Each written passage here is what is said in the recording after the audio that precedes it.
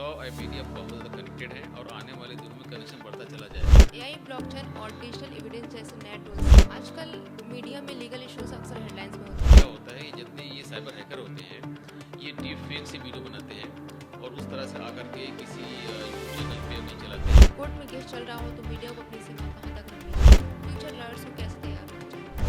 अगर बात की निर्भया केस की, तो इस केस में मीडिया ने बहुत अच्छा रोल अदा किया कि इस केस को इतना ज़्यादा हाईलाइट कर दिया, इतना ज़्यादा हाईलाइट कर दिया कि लोग सड़कों पे आ गए और लोग प्रेशर में आ गए। और आपने लॉ की तालीम कहाँ से शुरू की? लॉ मेरा बहुत इंपॉर्टेंट कैरियर रहा है क्योंकि हमने यूनिवर्सिटी पढ़ाई की है एम लॉ फैकल्टी दुनिया में। फिर मैंने साइंस छोड़ करके लॉ में एडमिशन लिया। मीडिया ने कितना काम किया है इस चीज़ को जो लीगल इंफॉर्मेशन जैसे हमारे जो लॉ का हमारा जो करिकुलम है, जो हमारे मतलब प्रोग्राम चल रहे हैं पीएल इन दोनों प्रोग्राम में साइबर लॉ एक कंपलसरी कोर्स है। तो हर बच्चे को एक सेमेस्टर में पूरा साइबर लॉ पढ़ना है क्योंकि अब जो बच्चे लॉ में आएंगे उसी स्ट्रीम से आएंगे। लॉ पहले कोई भी चला जाता है, मोस्टली क्या होता है लिमिट क्रॉस करते हैं, वो अच्छा नहीं है देश के लिए। जर्नलिस्ट को बोलने की आज़ादी मिलती है लेकिन हर आज़ादी के कानून यूपीएस और केआईआईटी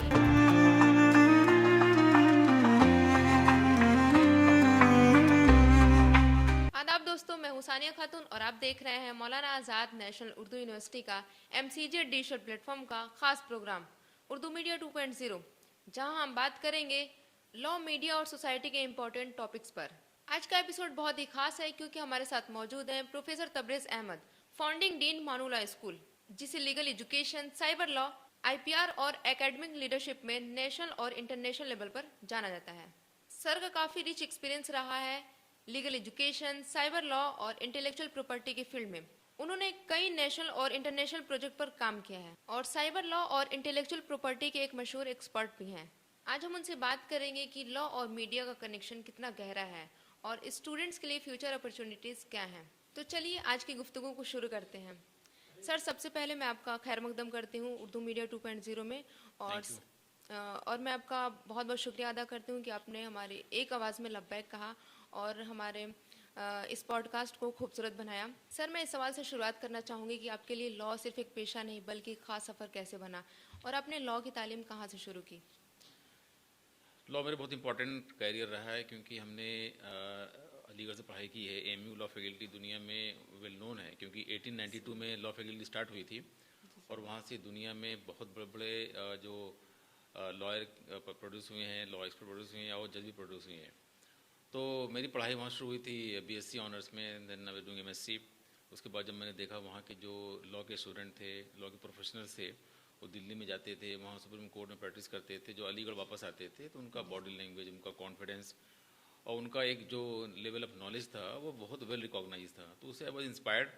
फिर मैंने साइंस छोड़ करके लॉ में एडमिशन लिया और उसके बाद फिर मैंने कोशिश किया कि जो एक साइंस और लॉ का जो लिंक है वो क्या है और मेरा साइंस का जो नॉलेज है लॉ में कैसे इस्तेमाल होगा। फिर हमने देखा कि बहुत ज़्यादा उसमें लिंक है लॉ साइंस में, जैसे इन्वायरमेंटल लॉ है, साइबर लॉ है, मीडिया लॉ है।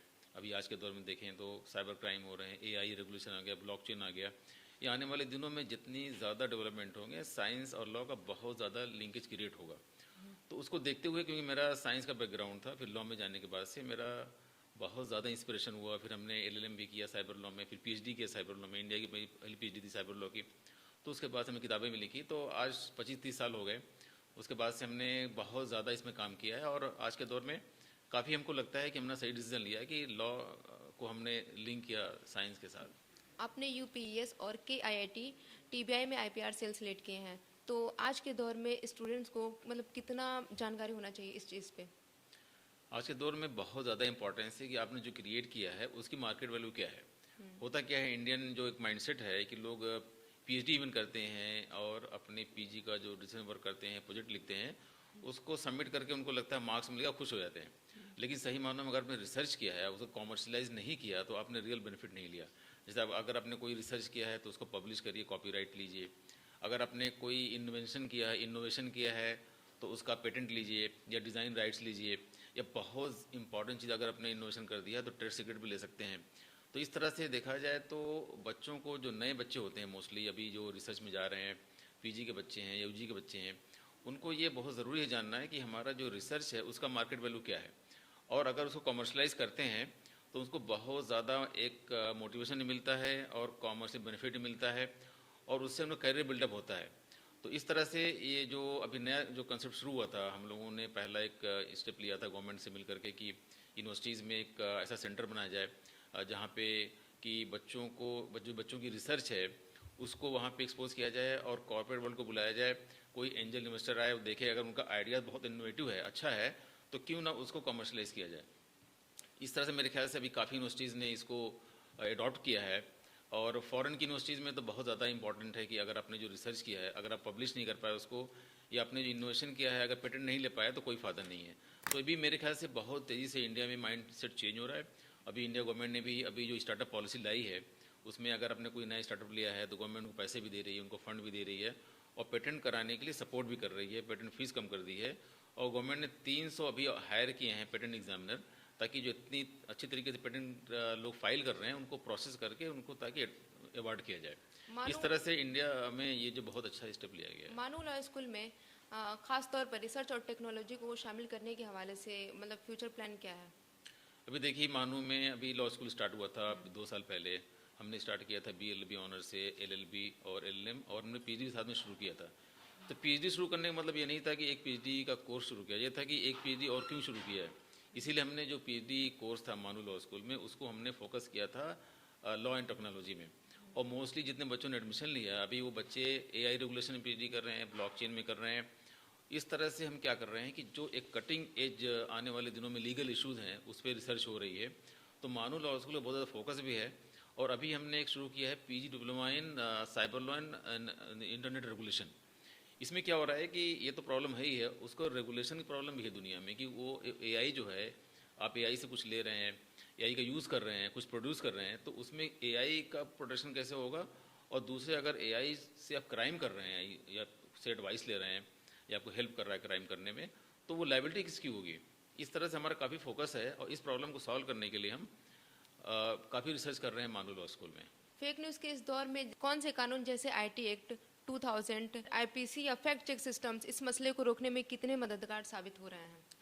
ये बहुत ही सीरियस प्रॉब्लम है। इसको एक नेगेटिव एस्पेक्ट कर सकते हैं टेक्नोलॉजी का। जिस तरह से हम देखते हैं कि हमेशा टेक्नोलॉजी एक सपोर्ट करती है, हेल्प करती है, हमको एम्पावर करती है, हमारी चीज़ें आसान हो जाती हैं, फास्ट हो जाती हैं, ईजी हो जाती हैं, सस्ती हो जाती हैं। इसका साइड इफेक्ट है कि वो लोग उसको मिसयूज़ भी करते हैं। और अभी क्या हो रहा है कि लोगों ने इसको बिजनेस बना लिया है। क्योंकि लोग क्या करते हैं कि अपने यूट्यूब चैनल को चलाने के लिए या मीडिया को चलाने के लिए क्या करते हैं, कुछ ऐसी न्यूज़ निकालते हैं सेंसिटिव और उसको ला करके चलाते हैं, ऐसा लगता है कि कोई सही न्यूज़ है।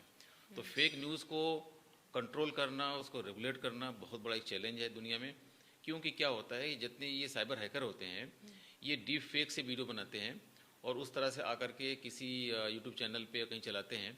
उससे क्या होता है कि वो, क्योंकि वो सारी चीज़ें बहुत नीचे से आती हैं। जैसे हम देखते हैं इंटरनेट के 3-4 लेवल होते हैं ना, हम जो देखते हैं वो क्लियर नेट है, लेकिन जो डार्क नेट है, डीप नेट दिखाई नहीं देता हमको। तो ये डार्क नेट से अपलोड करते हैं तो पता लगाना बहुत मुश्किल होता है कि दुनिया के किस कोने से वो चीज़ अपलोड हो रही है और ट्रैक करना बहुत मुश्किल है। और इतनी ज़्यादा मशरूमिंग हो गई है कि इसको कंट्रोल करने के लिए लॉ तो आ गया है लेकिन टेक्निकली बहुत ज़्यादा चैलेंजिंग है इसे कंट्रोल करना और ये बहुत बड़ी एक समस्या है। जैसे मीडिया ट्रायल एक बहुत नाजुक मुद्दा बन चुका है, कोर्ट में केस चल रहा हो तो मीडिया को अपनी सीमा कहाँ तक रखनी चाहिए?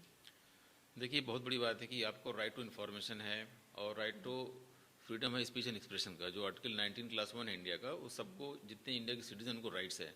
और ये राइट्स बहुत ज़्यादा मिल जाता है मीडिया वालों को, जो लोग इलेक्ट्रॉनिक मीडिया है, प्रिंट मीडिया है, आज के दौर में इंटरनेट है, यूट्यूब चैनल वगैरह है, तो लोग इसी पावर को इस्तेमाल करके अपनी बातों को कहना चाहते हैं। लेकिन क्या होता है कि मीडिया वाले चीज़ों को सेंसिटिव बनाने के लिए और अपनी TRP बढ़ाने के लिए कभी कभी किसी चीज़ को बहुत ज़्यादा एक्सपेंड कर देते हैं। उससे क्या होता है कि अभी जो कोई केस पेंडिंग चल रहा होता है कोर्ट में, उसमें उस केस का जो जजमेंट को इफेक्ट कर देता है। जैसे मैं एग्जांपल दूं आपको, जो निर्भया केस था, निर्भया केस में जो दिल्ली में एक रेप हुआ था, मर्डर हुआ था, उस केस को इतना ज़्यादा मीडिया ने एक्सपेंड कर दिया कि उसकी वजह से इंडिया में बहुत ज़्यादा मोबिलाइजेशन हो गया, लोग सड़कों पर आ गए। यहाँ तक कि दिल्ली की जो गवर्नमेंट बनी केजरीवाल की, बिकॉज ऑफ दिस केस इतना हाईलाइट किया। फिर दूसरा केस है आपका जो आरसी तलवार केस है, उस केस को इतना ज़्यादा एक्सपेंड किया कि लोग परेशान हो गए जानने के लिए कि वो मर्डर कैसे हुआ था, क्या हुआ था।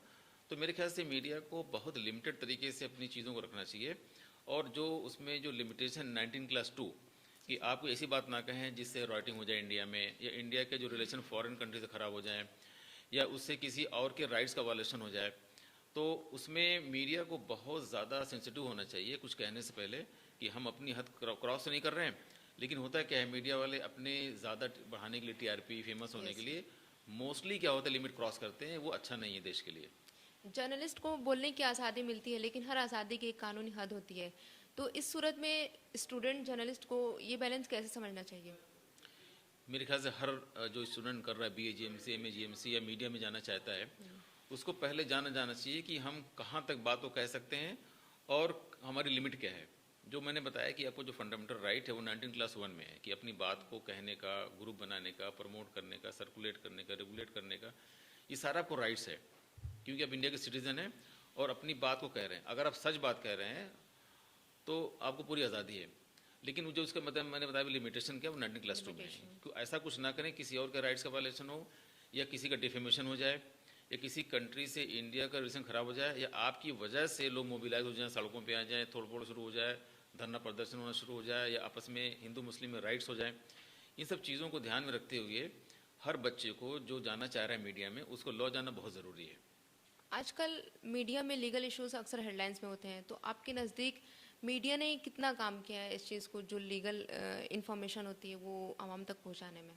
देखिए, मीडिया का बहुत बड़ा रोल रहा है क्योंकि अगर हम देखते हैं लॉ में 2 मैक्सिम है, इग्नोरेंसिया लेजिस नॉन एक्सक्लूजेड, इग्नोरेंसिया फैक्ट एक्सक्लूजेड। अगर आपको इग्नोरेंस का फैक्ट है तो यू आर अलाउड, लेकिन इग्नोरेंस ऑफ लॉ अगर आपको है तो वो आपको एक डिफेंस नहीं है। तो मीडिया ने बहुत बड़ा रोल अदा किया है कि वो जो लॉज हैं उनको प्रमोट करने में, उनको लोगों तक पहुँचाने में बहुत ज़्यादा मदद किया है। उस वजह से जब लोग अपने राइट्स को जान जाते हैं, जब अब अवेयर हो जाते हैं, तो एम्पावर्ड समझते हैं अपने आप को और अपने राइट्स को इन्फोर्स भी कर सकते हैं। तो इस तरह से मीडिया का काफ़ी रोल रहा है। बल्कि अभी हमने मानू में शुरू किया है जो FM 90.0 जो हमारा चैनल है, उस पर एक लीगली स्पीकिंग प्रोग्राम आ रहा है, उसको हम ही रन कर रहे हैं। और उस प्रोग्राम में अभी तक हमने 16 एपिसोड रिकॉर्ड किए हैं। और हम कोशिश ये है कि हम लोग जो एक जनरल राइट्स है एक इंडियन सिटीज़न का, उस राइट्स के बारे में बताएं ताकि लोग अपने राइट्स को इन्फोर्स करें और उनका राइट्स का वायलेशन न होने पाए। तो मीडिया का बहुत बड़ा रोल रहा है वो जो लीगल अवेयरनेस करने में। इनफैक्ट आज की डेट में जो 40% जो लॉ है वो मीडिया में है, क्योंकि कुछ नया बिल बन रहा है, कोई नया केस आ रहा है, या कोई नया केस बनने वाला है, इंटरनेशनल केस है, नेशनल केस है। तो इस तरह से मीडिया ने काफ़ी रोल अदा किया है। और सही मानों में जो एक इशू आ रहा है इसमें कि जो लीगल जर्नलिज्म है, जो बच्चे जर्नलिज्म समझते हैं कि उनको लॉ को जानने की ज़रूरत नहीं है, लेकिन क्या होता है कि वो जो कोई केस डिसाइड होता है उस केस की नोयत समझे बगैर, ये केस कितना सेंसिटिव है उस पर शुरू कर देते हैं, वो डिस्कशन डिबेट शुरू हो जाता है। उससे क्या होता है कि लोग कंफ्यूज कर जाते हैं। तो मीडिया को बहुत होना चाहिए जिम्मेदार, बहुत सेंसिटिव। उनकी वजह से कोई एक गलत इन्फॉर्मेशन जाती है सोसाइटी में, और अगर वो बहुत ज़्यादा रिस्पॉन्सिबल होंगे और उनको मालूमात होगी हर चीज़ की, तो वो एक अच्छी बात, जो ज़रूरी बात है, जो होना चाहिए, वो मार्केट में जाएगी। उससे लोगों को काफ़ी फ़ायदा होगा। सोशल मीडिया के इस दौर में जहां हर शख्स खुद को रिपोर्टर समझने लगा है, तो इस सूरत में यूनिवर्सिटी को क्या जिम्मेदारी निभानी चाहिए? इसमें यूनिवर्सिटी को भी काफ़ी अवेयर होना चाहिए, क्योंकि अभी जो नया लॉ है उसके हिसाब से अगर कोई आपका ऐसा प्लेटफॉर्म है जहाँ पे कोई ऑनलाइन चीज़ें शेयर हो रही हैं, अपलोड हो रही हैं, या कोई ईमेल शेयर हो रहा है, तो उसमें जो यूनिवर्सिटी की अथॉरिटीज़ हैं उनकी जिम्मेदारी है कि उस प्लेटफॉर्म पे कोई इलीगल चीज़ नहीं होनी चाहिए। उस तरह देखें कि हमारे जैसे मानों में सारे एडमिशन ऑनलाइन होते हैं, हमारे रिजल्ट वगैरह ऑनलाइन आते हैं, हमारी वेबसाइट है, हमारे अभी तो हमारे FM चैनल भी आ गया है।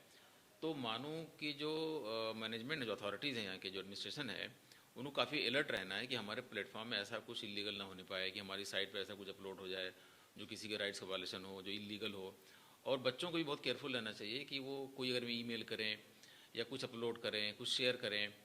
हमारे व्हाट्सएप ग्रुप भी काफ़ी बने हुए हैं यूनिवर्सिटीज़ में, उस ग्रुप पे भी जिम्मेदारी है ग्रुप एडमिन की कि उस ग्रुप पे ऐसा कुछ इलीगल ना आने पाए कि जिससे किसी का नुकसान हो, इलीगल काम हो जाए, कोई किसी को डिफेमेशन हो जाए। तो इस तरीके से यूनिवर्सिटी की जिम्मेदारी भी है, और जो लोग उसमें जो एडमिन हैं ग्रुप वगैरह के, जो लोग उसमें मेंबर्स भी हैं, उनकी भी जिम्मेदारी है कि कुछ ऐसा ना होने दें जिसमें किसी का राइट्स का वायलेशन हो। क्या मानूं में साइबर एथिक्स या डिजिटल जर्नलिज्म पर खास तौर पर प्रैक्टिकल ट्रेनिंग दी जा रही है इस हाँ, चीज़ को लेके? जैसे हमारे जो लॉ का हमारा जो करिकुलम है, जैसे हमारे पास 2 प्रोग्राम चल रहे हैं, BA LLB ऑनर्स है और LLB 3 प्रोग्राम है। इन दोनों प्रोग्राम में साइबर लॉ एक कंपलसरी कोर्स है। तो हर बच्चे को एक सेमेस्टर में पूरा साइबर लॉ पढ़ना है। उस साइबर लॉ में हर बच्चे को जानना है कि इसमें साइबर एथिक्स क्या है, साइबर रेगुलेशंस क्या है, IT एक्ट क्या है, और IT एक्ट का बाकी जैसे टैक्स लॉ से, IPR वगैरह से या इंडियन कॉन्स्टिट्यूशन से क्या कनेक्शन है और क्या रिलेशन है, ई टैक्सेशन वगैरह क्या है, तो काफ़ी हद तक एक पेपर के अंदर सब बच्चों को बता दिया जाता है। और बच्चे अगर चाहते हैं कि अपने को करें सुपर स्पेशलाइज, तो वो लिख सकते हैं projects, they can write design work. और हमारे पास LLM प्रोग्राम भी है, वहाँ भी जा सकते हैं, PhD कर सकते हैं इस एरिया में। और ये बताया मैंने स्टार्टिंग में कि हमने स्टार्ट किया है PhD diploma in cyber law and internet regulation, वहाँ भी कर सकते हैं। तो हर बच्चा मानू लॉ स्कूल का जो पास आउट होगा वो साइबर लॉ के बारे में फुल्ली अवेयर होगा। आपके तजुर्बे की रोशनी में जो स्टूडेंट्स पॉलिसी मेकिंग में अपना करियर बनाना चाहते हैं, उनको आप क्या मशवरा देंगे? ये बहुत अच्छा क्वेश्चन है, क्योंकि देखा जाए अगर एक लिहाज से अगर आपका लॉ अच्छा है तो बहुत बड़ा एक सिंबल है। मतलब law can also be tool for disaster and law can also be tool for excellence.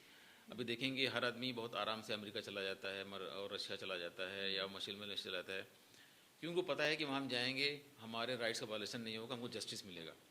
तो आपका जो लॉ होना चाहिए वो लॉ बहुत ज़्यादा इंपॉर्टेंट होना चाहिए और लोगों को कॉन्फिडेंस आना चाहिए कि मेरे अगर राइट्स का वायलेशन होगा तो मुझे जस्टिस मिलेगा। और अगर आपका लॉ, जैसे मालिक अगर बात करें कॉर्पोरेट लॉ की, अगर आपका अच्छा कॉर्पोरेट लॉ है तो कोई भी फॉरेन कंपनी आके इंडिया में अरबों डॉलर लगा देगी, कोई फिक्र नहीं करेगी मेरा पैसा डूबेगा नहीं। तो इसलिए अगर देश को तरक्की करना है तो देश के जितने भी लॉज हैं बहुत ज़्यादा रिफाइंड होने चाहिए, बहुत ज़्यादा आराम से इन्फोर्स होने वाले होने चाहिए और बहुत ज़्यादा अपडेट होने चाहिए, ताकि लोगों को जो एक लीगल हमारे सिस्टम में उनको कॉन्फिडेंस है, उनको ट्रस्ट बिल्डअप हो और कोई बेफिक्र हो करके अपने राइट्स का इंजॉय करे। कोई कंपनी आ जाए चाहे बिजनेस करे या कोई इंडियन कंपनी फॉरेन में जाए वो भी कॉन्फिडेंट रहेगी। तो इस तरह से जो लॉ है उसका बहुत ज़्यादा रोल है देश की तरक्की में। आज के स्टूडेंट्स जर्नलिज्म और लॉ दोनों में दिलचस्पी ले रहे हैं, तो आपको क्या लगता है कि फ्यूचर में ये दोनों फील्ड एक दूसरे से ज़्यादा जुड़ी हुई नजर आएंगी? ये बहुत ही अच्छा क्वेश्चन लगा मुझे, क्योंकि देखा जाए तो बहुत सी universities already they started BA GMC LLB program. वो क्या करते हैं कि जो मॉस का जर्नलिज्म है उसके साथ लॉ को कनेक्ट कर रहे हैं। क्योंकि मुझे बताया था मैंने स्टार्टिंग में, अभी आज की ज़रूरत है जो लोग मीडिया में हैं, जो मीडिया को हैंडल करते हैं, जो मीडिया को मैनेज करते हैं, जो एडिटर लोग होते हैं मीडिया के, उनको जो फाइनल टच देने से पहले लीगल एस्पेक्ट देखना चाहिए कि अगर ये न्यूज़ जाएगी मार्केट में तो क्या इसमें कोई इलीगल कंटेंट तो नहीं जा रहा है, इसकी वजह से कोई कंपनी कोई पर्सन डिफेम तो नहीं हो रहा है, या इसकी वजह से जो इंडिया का रिलेशन है फॉरेन कंट्री से ख़राब तो नहीं हो जाएगा। तो जो हमारा 19 क्लास 2 के जो सारी चीज़ें हैं, लिमिटेशंस हैं, उनको ध्यान में रखते हुए ये देखा जाए तो हमको प्रोड्यूस करना एक्सपर्ट्स कि जो बहुत ज़्यादा अच्छे हैं मॉस कम में जर्नलिज्म में और बहुत ज़्यादा अच्छे हैं लॉ में, ताकि वो एक ओपिनियन क्रिएट कर सकें। और बहुत से केस ऐसे होते हैं जो जाते हैं मीडिया के, जो कोर्ट में कभी जज वगैरह परेशान हो जाते हैं कि वो इतना नेक्सस होता है कि डिसाइड करना, ये जो लॉयर होता है कभी आर्गूमेंट करने में प्रॉब्लम होती है उसको। तो सही मानों में हमारे देश के अंदर जिस तरह से मीडिया का चलन बढ़ा हुआ है, इस तरह से पूरे वर्ल्ड में बढ़ा हुआ है, कुछ मीडिया तो हो गए हैं इंटरनेशनल मीडिया, तो उनको बल्कि आपको इंटरनेशनल लॉ भी जानना चाहिए, नेशनल लॉ भी जानना चाहिए, क्योंकि आपकी एक न्यूज़ पूरे वर्ल्ड में जा रही है। तो उस वजह से देखा जाए तो ये जो BA GMC कोर्स है ये ऑलरेडी जैसे सिम्बायोसिस है बेंगलोर वहाँ पे पुणे में, और इस तरह से 3-4 लॉ स्कूल है पूरे इंडिया में जो अच्छी तरीके से इसमें डिग्री दे रहे हैं। और जो बच्चे इंटरेस्टेड हैं अपना करियर बनाने के लिए लीगल जर्नलिज्म में, वो इस कोर्स को कर सकते हैं और वो they can be the market leader. AI, blockchain और डिजिटल एविडेंस जैसे नए टूल्स जो फील्ड को चेंज कर रहे हैं, तो इस सूरत में फ्यूचर लर्नर्स को कैसे तैयार होना चाहिए? बहुत ही अच्छा क्वेश्चन है, क्योंकि देखा जाए आज के दौर में अगर आपको टेक्नोलॉजी नहीं पता है तो आप कहीं ना कहीं लैग कर रहे हैं। अगर you have the full access of technology, you are full expert in technology, तो यू आर एम्पावर्ड, आपका काम बहुत आसान हो सकता है। तो एक लॉयर को जो है वो भी जानना चाहिए कि उसका जो लॉयरिंग का वर्क है उसमें कैसे सपोर्ट करेगा टेक्नोलॉजी। जैसे अगर बात करें AI की, पहले क्या होता था कि आपके पास जो कोई केस फाइल करने के लिए आपको जो केस की रिसर्च करनी है वो फिजिकल डॉक्यूमेंट निकाल करके आपको पढ़ना पड़ता था, जीरोस करना पड़ता था, फिर ले कोर्ट में जाना पड़ता था। अभी क्या है कि आप अपने केस के बारे में डाल सकते हैं ChatGPT में, DeepSeek में, जेमिनाई में, उसे पूछ सकते हैं कि मैं क्या क्या रिलेवेंट केसेस साइट करूं, मैं कैसे केस तैयार करूं। तो एक आपका ड्राफ्ट क्रिएट हो जाएगा, आपको डिपेंड नहीं रहना उस पर, लेकिन आपको एक जो ड्राफ्ट तैयार करने के लिए जो 4-5 लोग चाहिए थे ऑफिस में, वो अब नहीं चाहिए, क्योंकि आपको सपोर्ट कर रहा है टेक्नोलॉजी। तो इसको आपको सीखना है कि कैसे आपके सपोर्ट लेंगे ताकि आपका काम आसान हो जाए, काम फास्ट हो जाए। लेकिन अभी भी इतना ज़्यादा ये इंटेलिजेंट नहीं हुआ है कि हम डिपेंड हो सकते हैं, तो क्योंकि उसमें हेलुसिनेशन होता है, वो तो हमेशा रिस्पॉन्स करेगा। और मेरे ख्याल से इसकी क्लासरूम में भी किसी कोर्स में जो टीचरों को और यूनिवर्सिटी वगैरह को बच्चों को ट्रेन भी करना चाहिए कि अपने प्रोफेशनल करियर में कैसे यूज़ करें टेक्नोलॉजी, ताकि आप दूसरों से आगे निकल जाएं, आप एम्पावर्ड हो जाएं, काम आपका आसान हो जाए। सर, क्या आप कोई ऐसा वाकया शेयर करेंगे जहाँ पे मीडिया ने कोई केस को इंसाफ दिलाया हो या फिर किसी केस में मुश्किलें पैदा की हो? जैसे मैंने आपको शेयर किया था कि मैंने 2 केस साइड किया था, एक था निर्भया केस, एक था आरुषि तलवार केस। अगर बात की निर्भया केस की, तो इस केस में मीडिया ने बहुत अच्छा रोल अदा किया कि इस केस को इतना ज़्यादा हाईलाइट कर दिया, इतना ज़्यादा हाईलाइट कर दिया कि लोग सड़कों पे आ गए और गवर्नमेंट प्रेशर में आ गई। फिर उसको कोर्ट को जो अपना जो डिसीजन था काफ़ी सीरियसली देना पड़ा, और इसकी डिसीजन की वजह से काफ़ी पूरे इंडिया लेवल पे देखा जाए जो वीमेन सिक्योरिटी की बात होती थी कि सेफ्टी सिक्योरिटी की, वो बहुत ज़्यादा बढ़ा दी गई। और उससे ये मैं इसको मानता हूँ एक पॉजिटिव केस कि उसकी वजह से वीमेन सेफ्टी बढ़ी है, और लोगों का एक जो कॉन्फिडेंस था दोबारा से जाग गया कोर्ट के अंदर और जो लीगल सिस्टम के अंदर कि हाँ जस्टिस होता है। दूसरा प्रॉब्लम साइड कर सकते हैं जो आरुषि तलवार केस था।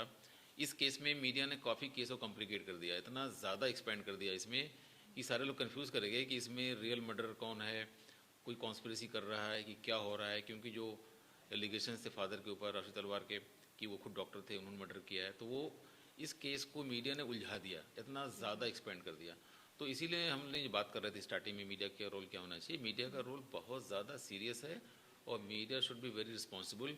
इसलिए कोई न्यूज़ दिखाने से पहले they should not have self interest, they should have first national interest, ये हमारी वजह से देश में क्या होने वाला है। इन्वेस्टिगेटिव जर्नलिज्म जो है वो सच सामने लाती है, लेकिन इसमें बदनामी, डिफेमेशन भी होते हैं और कॉपीराइट जैसे खतरे भी होते हैं। तो इस सिलसिले में स्टूडेंट्स को कितनी जानकारी होनी चाहिए? हाँ, बहुत अच्छा क्वेश्चन है, क्योंकि इसमें जो बहुत से देखते हैं कि जो बहुत से सीरियसली इसमें इन्वॉल्व रहते हैं मीडिया, जो जर्नलिस्ट वगैरह होते हैं, उसमें जो सेंसिटिव केसेस वगैरह इसमें इन्वॉल्व होते हैं, इन्वेस्टिगेशन करते हैं और बैक साइड से रिपोर्ट वर्क क्रिएट करते हैं, उनको काफ़ी खतरा भी होता है, मर्डर भी काफ़ी होता है लोगों का। तो इसमें काफ़ी सोच समझ करके इन्वॉल्व होना चाहिए। और इसमें क्योंकि अगर आप इसमें अब पीछे लगेंगे और इंक्वायरी करने की कोशिश करेंगे तो बहुत अच्छी बात है, क्योंकि वो आप एक लिहाज से हेल्प कर रहे हैं कि जो किसी ने अगर क्राइम किया है तो वो जिसके साथ अगेंस्ट क्राइम हुआ है उसको जस्टिस दिलाने की कोशिश कर रहे हैं ताकि उसको सपोर्ट मिल जाए। और इसी वजह से अभी देखा जाए तो अभी जो नए 3 क्रिमिनल लॉ बने हैं उसमें ये हो गया है कि अगर किसी कोई जो ऐसा क्राइम है जिसकी लाइबिलिटी 7 साल ज़्यादा है पनिशमेंट, उसमें अभी क्या होगा कि गवर्नमेंट बना रही है मोबाइल फॉरेंसिक लैब्स। वो फॉरेंसिक लैब जाएगी, हर डिस्ट्रिक्ट में 3 लैब रहेगी इस तरह की, वो जाएगी और वो पूरे क्राइम सीन को कवर करेगी। वहाँ से फिंगरप्रिंट लेगी, वहाँ से ब्लड कोई स्टेन है तो कलेक्ट कर लेगी, कोई नाखून टूटा पड़ा कलेक्ट, कोई हेयर फॉल है तो कलेक्ट कर लेगी, और उसको कलेक्ट करके फॉरेंसिक लैब में ले आकर के उसकी एनालिसिस करेगी। उससे क्या है कि अब जो है चांसेस बहुत कम बचेंगे कि किसी ने क्राइम किया और बच जाए, क्योंकि जो फॉरेंसिक एविडेंस होगा, जो साइंटिफिक एविडेंस होगा, अगर अच्छे तरीके से उसको पेश किया जाए तो शायद बच नहीं सकेगा। क्योंकि आज के डेट में इंडिया में क्या हो रहा है कि 66% ही जो है वो कन्विक्शन रेट है। इसका मतलब 34% जनरली इंडिया में बरी हो जाते हैं बाइज्जत। दूसरा अपने क्वेश्चन था कॉपीराइट्स के ऊपर, तो कॉपीराइट्स भी बहुत इंपॉर्टेंट चीज़ है, क्योंकि आजकल के दौर में क्योंकि जो हमारा कॉपीराइट है वो इंटरनेशनलाइज हो गया है, क्योंकि इंडिया ट्रिप्स का मेंबर है। तो इसका मतलब क्या है कि और ट्रिप्स के सिग्नेटरी मोर देन 150 लोग हैं, तो मोर देन 150 कंट्रीज़ में जो इंडियन कॉपीराइट लॉ है या उस कंट्री का कॉपीराइट लॉ एक दूसरे को रेसिप्रोकली रिस्पेक्ट करना है। तो रिपोर्ट लिखते वक्त अगर हम कुछ साइट कर रहे हैं, कुछ और रिपोर्ट कहीं से ले रहे हैं, मान लीजिए कि आपने रिपोर्ट लिखने में आप हैं हिंदुस्तान टाइम्स के, आप रिपोर्ट लिख रहे थे तो आपने पायनियर की, टाइम्स ऑफ इंडिया की, द हिंदू की रिपोर्ट को वहाँ से कॉपी करके अपने में शामिल कर दिया और आपने उनको रिकॉग्नाइज नहीं किया, तो ये क्या हो जाएगा, ये हो जाएगा प्लेगरिज्म।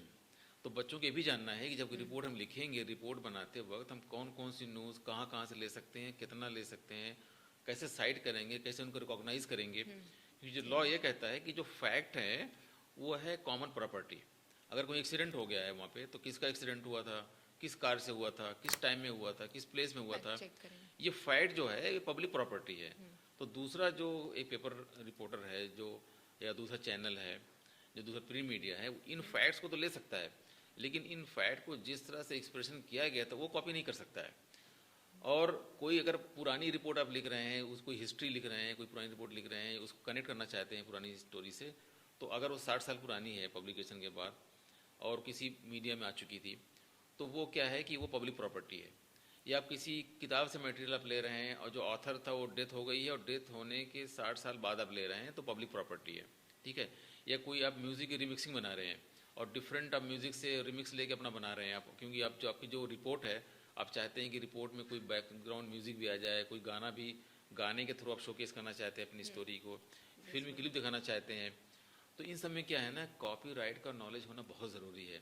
अदरवाइज़ फिर क्या होगा, जिस कॉपीराइट्स का वायलेशन होगा वो आपके अगेंस्ट में केस करेगा, फिर आपको ये दोनों लाइबिलिटी है, ये क्रिमिनल लाइबिलिटी भी है, सिविल लाइबिलिटी है। सिविल में उसको लगेगा कि मेरी वजह से इन्होंने जो न्यूज़ कॉपी किया था इन्होंने $1 मिलियन कमा लिया है क्योंकि वो हॉट केक बन गई म्यूज़िक, तो वहाँ से आपसे वो चार्ज मांगेगा। या अगर उसको लगता है कि ये बहुत ज़्यादा हमारे राइट्स का वायलेशन हुआ है, या रिपोर्ट में ऐसा आपने दिखा दिया, कुछ ट्विस्ट कर दिया कि डिफेमेशन भी हो गया और आपने वो उसको प्लेगरिज्म कर दिया, तो आपके अगेंस्ट में FIR भी कर सकता है वो, तो आप जेल भी जा सकते हैं। इसलिए इसमें क्या है कि जो इन्वेस्टिगेटिव जर्नलिज्म में जो लोग इन्वॉल्व हैं उनको बहुत केयरफुल रहना है कि किस लिमिट तक आपको शामिल होना है और कहाँ तक कोई चीज़ कॉपी करनी है, कोई चीज़ रिपोर्ट करना है।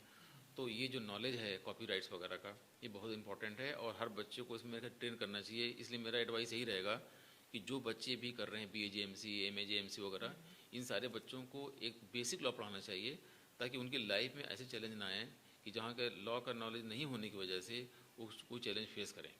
जो स्टूडेंट्स जर्नलिज्म कर रहे हैं अगर लॉ भी एक्सप्लोर करना चाह रहे हैं तो उन्हें कौन से स्टेप्स लेने चाहिए प्रैक्टिकली? बहुत अच्छा क्वेश्चन है ये कि जो बच्चे जो बच्चे ऑलरेडी कर रहे हैं BAJMC वगैरह में JMC कर रहे हैं, या जो बच्चे जर्नलिज्म में हैं वो चाहते हैं कि साथ में लॉ का नॉलेज भी होता रहे, तो आजकल बहुत सी यूनिवर्सिटीज़ ये सर्टिफिकेट कोर्स कराती हैं, डिप्लोमा कोर्स कराती हैं। जैसे बताया मैंने स्टार्टिंग में कि हमने भी मानू लॉ स्कूल में स्टार्ट किया है PG diploma in cyber law and regulations. तो ये क्योंकि 1 साल का प्रोग्राम है और ये कोई भी कर सकता है उसको। इस तरह से सर्टिफिकेट कोर्स भी होते हैं मीडिया लॉ में, बहुत सी यूनिवर्सिटी कराती हैं, ऑनलाइन भी कराती हैं, फिजिकल भी कराती हैं, ऐसे भी कर सकते हैं। तो इस तरह से उनको जानना ज़रूरी है और अगर जानना चाहते हैं तो बहुत रास्ते सारे खुले हुए हैं उनके पास, कर सकते हैं आराम से वो। NEP 2020 के बाद मल्टी डिसिप्लिनरी एजुकेशन पर जोर दिया जा रहा है। आप इंडियन लीगल एजुकेशन को कैसे बदलते हुए देखते हैं? देखिए फैक्ट तो ये है कि जो NEP 2020 है उसमें मेडिकल एजुकेशन और लीगल एजुकेशन ये शामिल नहीं है, बाकी सब शामिल हैं। तो अभी भी जो बार काउंसिल ऑफ इंडिया है जो रन करती है लॉ को, उसके बाद अथॉरिटी है कि वो जो लीगल एजुकेशन कैसे वो रन कर सकती है, क्योंकि ऑलरेडी इसमें काफ़ी रिसर्च हो चुकी है, काफ़ी इसमें मॉडरेशन हो चुका है। तो जो लीगल एजुकेशन है आपको पता होना चाहिए कि जो 1986 में for the first time endless Bangalore start हुआ था, बेंगलोर में, जहाँ 5 साल का कोर्स स्टार्ट किया गया था और उसको कनेक्ट किया गया था सोशल साइंसेज से। जैसे पहले लॉ के स्टूडेंट को 3 साल कोर्स में they were not taught the social sciences. अगर 5 साल के कोर्स में जाएंगे तो आपको सोशोलॉजी है, पॉलिटिकल साइंस है, इकोनॉमिक्स है, इंग्लिश है, फिलोसफी है, ये सारे कोर्स पढ़ने पड़ते हैं ताकि आप सही से जो लॉ का पर्पज़ है, law is for human being, law is for society, उसे कनेक्ट कर पाएँ।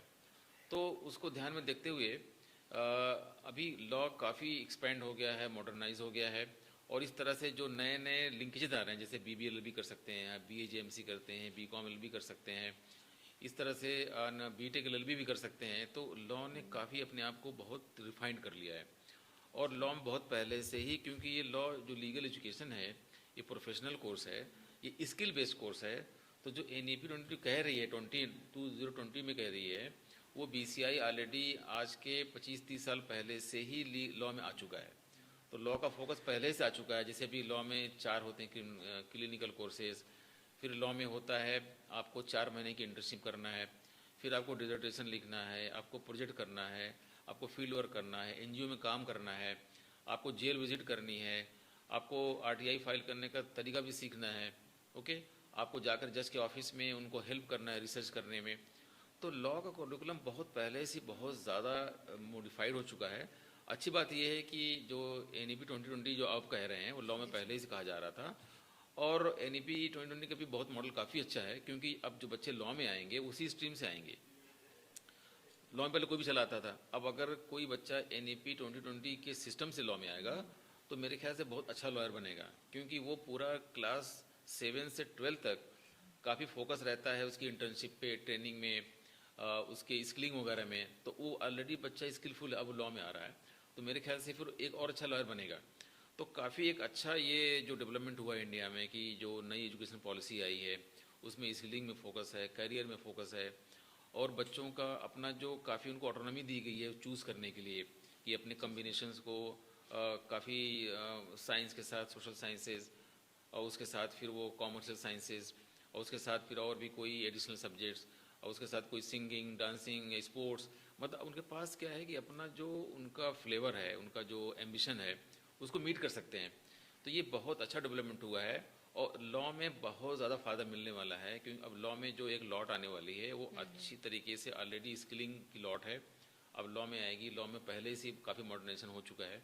उससे क्या होगा कि एक अच्छे लॉयर प्रोड्यूस होंगे, और एक इंडिया लेवल पे हम ग्लोबली क्या कर सकता है, इंडिया शाइन कर सकता है कि ऑलरेडी इंडिया काफ़ी प्रोड्यूस कर रहा है पूरे वर्ल्ड के लिए अच्छे अच्छे प्रोफेशनल्स। अब आने वाले दिनों में इंडिया प्रोड्यूस करेगा अच्छे लॉयर्स जो मल्टी नेशनल लॉ फॉर्म में जाएंगे और ग्लोबली उसको लीड करेंगे। आखिर में सर, अगर आप मीडिया और लॉ के रिश्ते को सिर्फ एक ताकतवर जुमले में बयान करें, वो क्या होगा? मेरे ख्याल से मीडिया और लॉ एक सिक्के के दो पहलू हैं, और एक दूसरे बहुत ज़्यादा कनेक्टेड हैं। बताया मैंने कि जैसे 40% जो लॉज हैं वो मीडिया में हैं, तो जो मीडिया में बहुत ज़्यादा एक्टिव है वो ऑलरेडी 40% लॉज को जान रहा है। इसका मतलब मीडिया में जो बातें हो रही हैं वो 40% लॉ की बातें हो रही हैं। तो लॉ और मीडिया बहुत ज़्यादा कनेक्टेड हैं, और आने वाले दिनों में कनेक्शन बढ़ता चला जाएगा।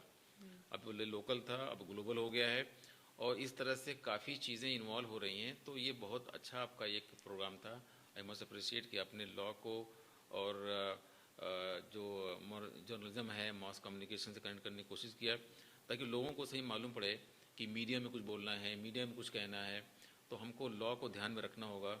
अदरवाइज़ क्या करते हैं कि लोग पता नहीं होता है और भूल जाते हैं। जैसे बताया मैंने कि इग्नोरेंसिया लेजिस नॉन एक्सक्यूजेट, ignorance of law is no excuse. आप कुछ भी बोल रहे हैं, कुछ भी कह रहे हैं, कुछ भी एक्ट कर रहे हैं, मिमिक्री भी कर रहे हैं, आप किसी कॉपी कर रहे हैं, कुछ बैकग्राउंड में चला रहे हैं, तो हमेशा लॉ वहाँ पे इन्वॉल्व है। किसी न किसी का राइट्स का वायलेशन हो सकता है, किसी के जो इमोशंस को हर्ट कर सकते हैं, कोई रिलीजियस टोन भी आ सकते हैं। आप तो सिंपल बोल रहे हैं, किसी के रिलीजन को हर्ट कर सकता है, ठीक है, कि फॉरेन पॉलिसी को भी हर्ट कर सकता है। तो एक जो मीडिया में आदमी बैठा हुआ है, कुछ बात कह रहा है, कुछ लिख रहा है, उसको बहुत ज़्यादा होना है रिस्पॉन्सिबल, और वहाँ पे लॉ हमेशा इन्वॉल्व रहेगा। तो आपकी सेफ्टी के लिए, सिक्योरिटी के लिए कुछ भी कहना है, कुछ भी लिखना है, तो लॉ को देख के कहना है, ताकि आने वाले दिनों में आप किसी बड़ी परेशानी से बचे रहें। तो thank you very much. Sir, आपका बहुत बहुत शुक्रिया कि आपने अपना वक्त दिया और इस पॉडकास्ट को कामयाब बनाया। बेहद शुक्रिया सर। तो मैं I want to congrat the department कि इन्होंने बहुत एक अच्छा एक प्रोग्राम शुरू किया है, Yes, sir. जहाँ पे आप लोगों को बुलाते हैं, उनसे डिस्कस करते हैं, और ये बहुत ही अच्छा रहा कि आपने मीडिया को और लॉ से कनेक्ट किया, ताकि लोगों को इसके बारे में मालूम पड़ेगा। तो मैं इसका अप्रिशिएट करता हूँ डिपार्टमेंट्स को और डीन को और सारे बच्चों को, जिस पूरी टीम इन्वॉल्व है इसको रिकॉर्डिंग करने के लिए। और ये शुड कंटिन्यू। ये तो एक जनरल था इंट्रोडक्शन, मेरे ख्याल से एक था डिस्कशन। अभी मीडिया में काफ़ी इश्यूज चल रहे हैं, तो आने वाले दिनों में जो ऐसे कोई बर्निंग इश्यूज हैं, जो सोसाइटी में लोगों को क्लैरिटी नहीं है, कंफ्यूज कर रहे हैं, तो ऐसे भी इश्यूज पे I think I must encourage कि ऐसे भी डिबेट होनी चाहिए, बहुत स्पेसिफिक इन डेप्थ, ताकि सुनने वालों को मालूम पड़े, और जो एक एक्सपर्टाइज है इस डिपार्टमेंट की वो मार्केट में जाए, तो लोग रिकॉग्नाइज करेंगे। तो thank you very much, wish you all the best. Thank you so much sir. आपकी ये गुफ्तगू काबिल तारीफ़ है, और हमारे इल्म में इजाफा हुआ। हमारे ऑडियंस के लिए भी ये बहुत ही अच्छा मैसेज गया। सर, आज की कन्वर्सेशन बहुत ही इंसाइटफुल रही। आपने लॉ, मीडिया और टेक्नोलॉजी के कनेक्शंस को बहुत सिंपल तरीके से समझाया। दोस्तों, एक बात क्लियर है, जब मीडिया रिस्पॉन्सिबल हो, लोग इन्फॉर्म हो और लीगल सिस्टम बैलेंस हो, तभी सोसाइटी स्ट्रांग बनती है। दोस्तों, अगर आपको ये एपिसोड पसंद आया हो तो इसे लाइक करें, शेयर करें और सब्सक्राइब करना ना भूलें। और अगले एपिसोड में फिर मिलेंगे एक नए गेस्ट और एक नई पर्सपेक्टिव के साथ। शुक्रिया।